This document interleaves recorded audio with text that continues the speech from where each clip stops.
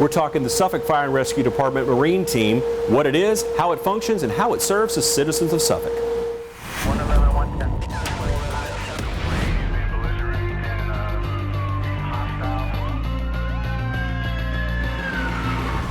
Welcome back. Now we're joined by Captain Taz Lancaster and Master Firefighter Chuck Mullen, both with Suffolk Fire and Rescue, to talk about the Suffolk Marine Team. So, gentlemen, thank you for being with us today. Thank you. Marine Team, what is it? Sort of, how did it come about? Well, our Marine Team is part of our Special Operations side of the Suffolk Fire and Rescue. We're very proud of the team. It developed about 5 or 6 years ago, and it's been a slow, ongoing process, and it's been built upon a lot of hard work on the backs of guys like Master Firefighter Mullen and Chief Harrell and the entire team from top to bottom. A lot of support from Chief Baraki, Chief Adams, Chief Dickens, Chief Spicer. Everyone has really pitched in from battalion chiefs. They've really helped us out to build this team and make it what it is today. Right. What's the purpose of it? The operation? Yes. How does it work and function? Suffolk has 120 miles of water. Right.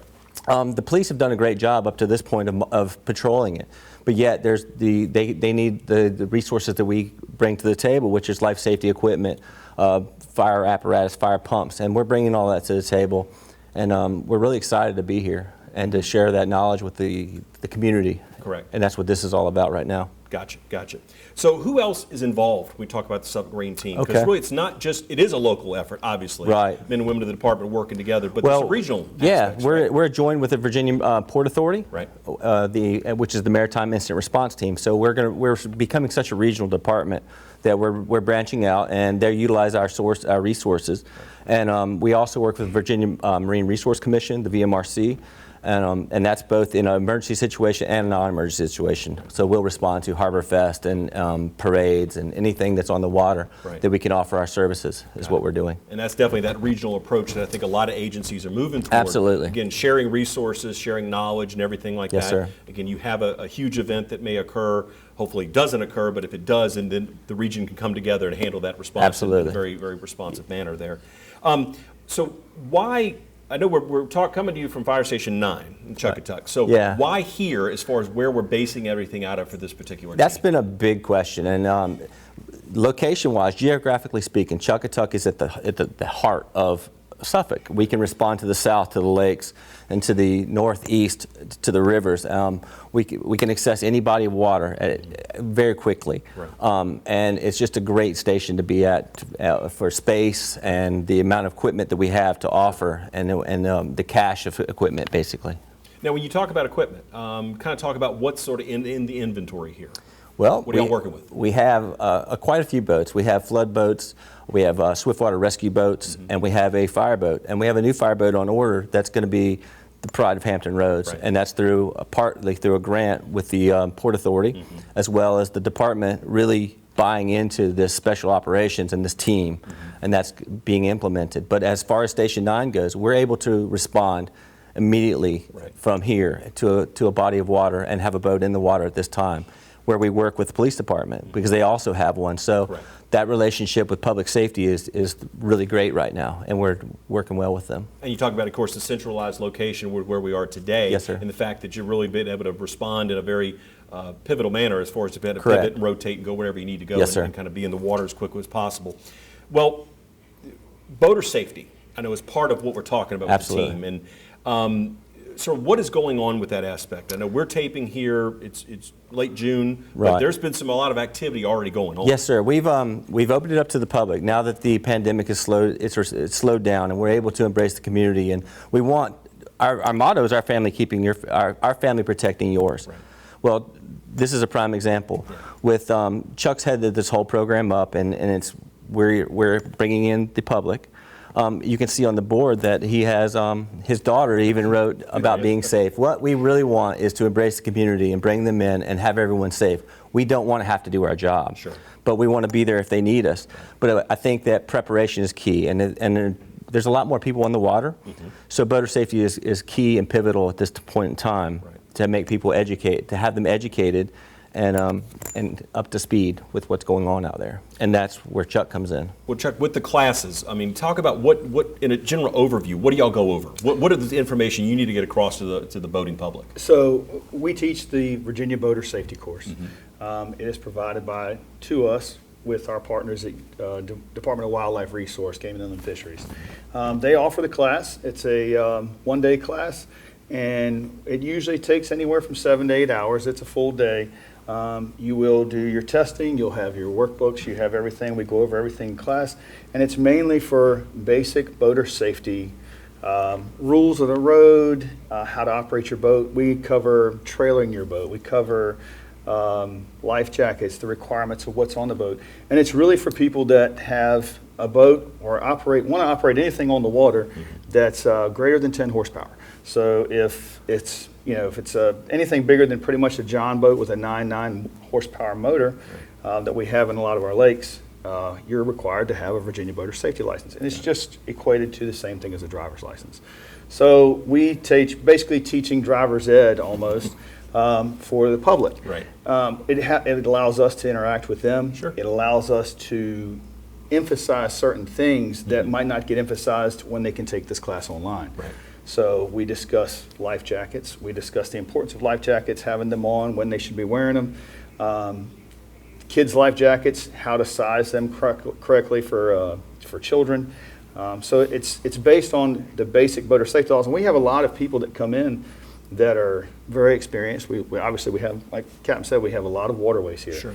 So a lot of the people that we've had attended, they have some boating experience, but they don't have that actual license, so they have to have it.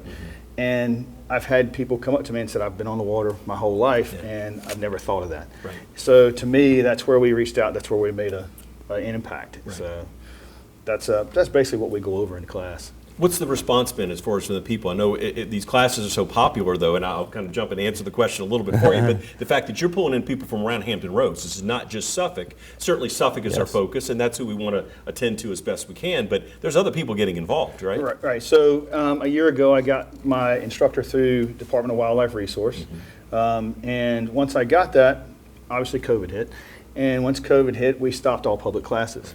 So the law was still there that says everybody has to have this boater safety license, but the only way you could take it was online, and a lot of people don't like taking class online. Sure. So this year, on about April 19th, middle of April, the state laxed some guidelines, some COVID restrictions. We were able to open back up to the public. Well, as soon as we opened back up to the public, we were down here at that point. Yeah. We had got moved down here, and we had this great training room. Right. And I approached the chief, Chief Baraki and Chief Harrell, and I said, hey, we have a great training room. We have the ability. We have the resources. We can hold these classes here. Right.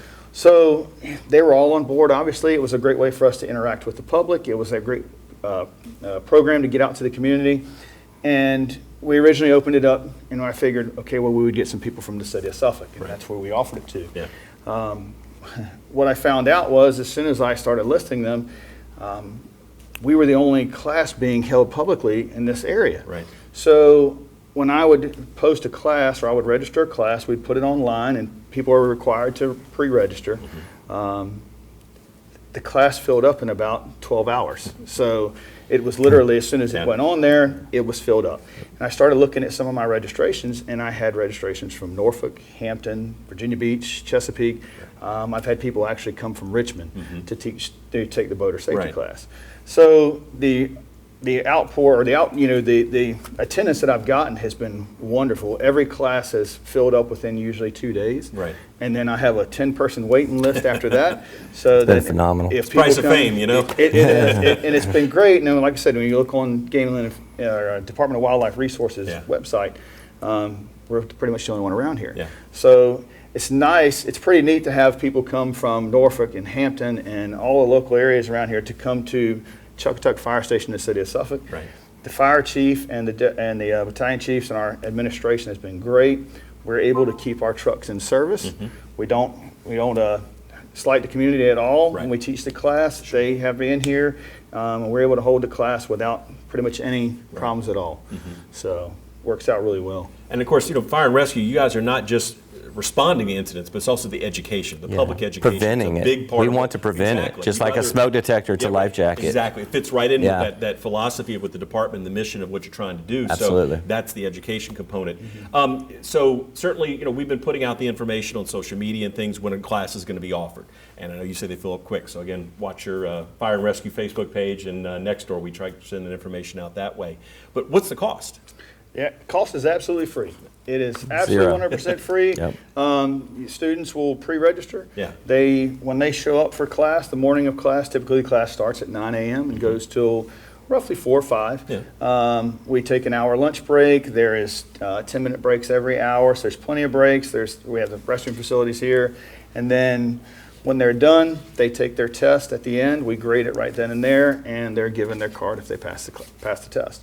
So it's completely free. Classes do fill up pretty quick, Right. but we plan on having more classes this summer, roughly trying to have 2 per month, and then we're going to start earlier next year in the spring. So we'll be giving these classes, well, probably, I would like to give the classes for as long as I'm here. Right. So, And from what I understand, you're supposed to be a pretty good teacher.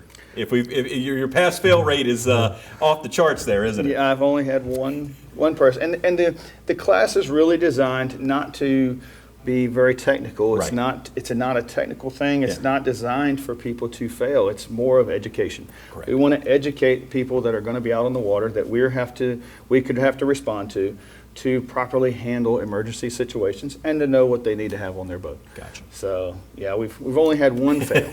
So that's a pretty good record there. I think that's a testament to truly the interaction, the emotion, the passion that Chuck brings to the Exactly. table Yeah. with We've this. taught about 100 students since Yeah. since May, the middle of May. Well, when something personal and something you believe in and something Right. you've taken the efforts to go through and get the training on your part to be able to train others, I think that shows, and it probably definitely comes out in the class. And our team also, we have other guys that are stepping up behind him. He's shadowing, Right. and they're going to also be instructors. Got So it. the whole team is involved in this and, Right. and backs it 100%, which is great. When I think of fire and rescue, I think of a team approach. Right, Not absolutely. one person We're out always a there, team, a yeah. lone wolf. It's definitely the group aspect. It's not as a far as me, getting it's a things we, done. always. Indeed. What's the ages? What the people that can take the class and need to take the class? What age group are we talking about here? So anybody in the state of Virginia, regardless of age, that wants to operate any type of vessel on the water that's powered by 10 horsepower or more, so that involves your jet skis, that involves any type of power boat,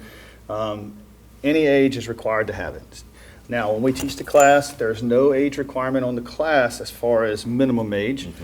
We recommend 12 and older, and that's just because we've found that 12 years and older can retain the information, comprehend it better. We've had a couple younger students, and well, I've had one that was 11, I believe, and he passed. So. But it's typically we try to keep it 12 and older just because it's the retention and taking the test. Got it. But yeah, everybody is required to have it in the state of Virginia regardless of age. Now, I know the day we're taping here today, of course, the classroom is set up because you're going to have members of the Fire and Rescue Department Absolutely. taking this class as well. That's correct. What's sort of the philosophy behind that?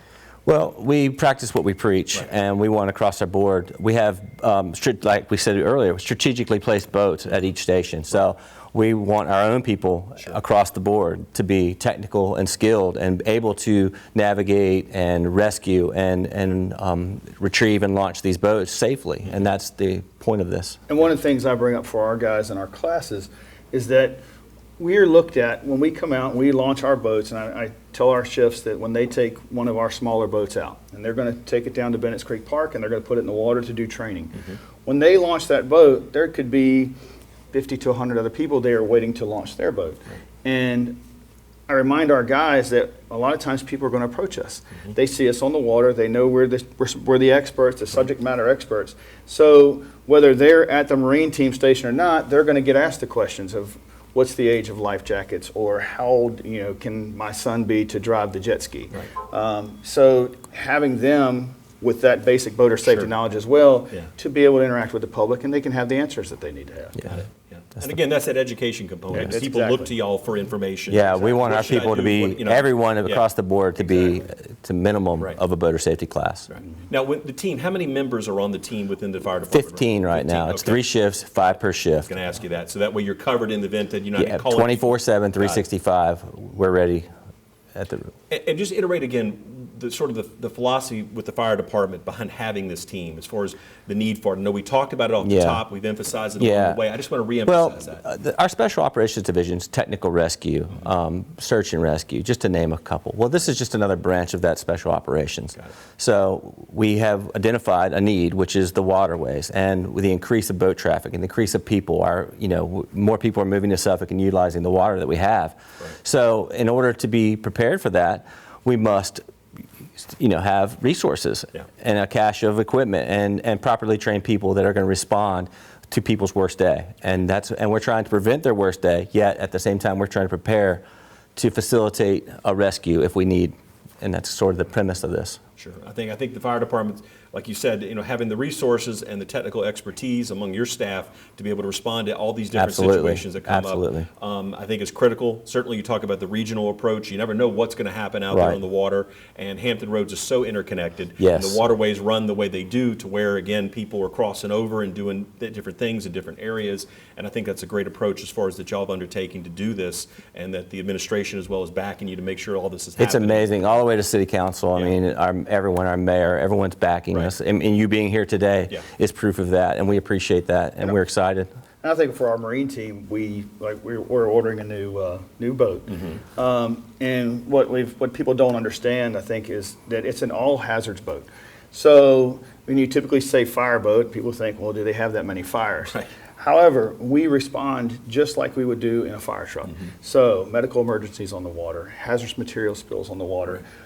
We've responded to several different types of calls, like that, even boaters in distress. And so I think being able to cover that on land and in water has been really key for us, especially for our area. And we've got over 4,000 boats registered in the city of Suffolk, and that's just continuing to grow. Correct. So we have people coming in from all over to use the boat ramps, use our waterways, our restaurants on the water. So we need to be prepared to handle those Exactly. situations. Yeah, we hope that the bad doesn't happen, but it's good Absolutely. to know that we have resources and people that are there to be able to respond when those situations Yes, come sir. up. Yeah, our boat covers, our new boat that we're getting covers all of that. It Got it. covers emergency medical calls to fire calls to hazardous materials to anything along those lines. But it all starts with boater safety. Yes. That's it. If we don't have our license to ride, then it's for nothing, and we And want to prevent. the public edge part. Yep, You know, yep. And embracing community. I mean, at the Oh, end of the yes. day, we love our citizens, Sure. and we want to work for them Yeah. and be the best we can for them. And y'all can put faces and names with them so yes, that they sir. know that these are the folks that are behind the fire and rescue department. Sometimes Yes. you just think about this big Right. agency. You don't see faces, you see a fire truck, but there's people on it. Yes, sir. And then you see these boats that we're talking about now, there are people on it that are operating it, doing the training and everything else that's going on. So That's right. Sort of the men and women behind the scenes that are really doing the work that are there in this situation calls upon it. Yes, So- sir. Yes, sir. Well, thank you both for your time today. We appreciate you. it. Thank you. Sure. That will do it for this edition of Safety First. I'm your host, Tim Kelly. See you next time. 111, 110.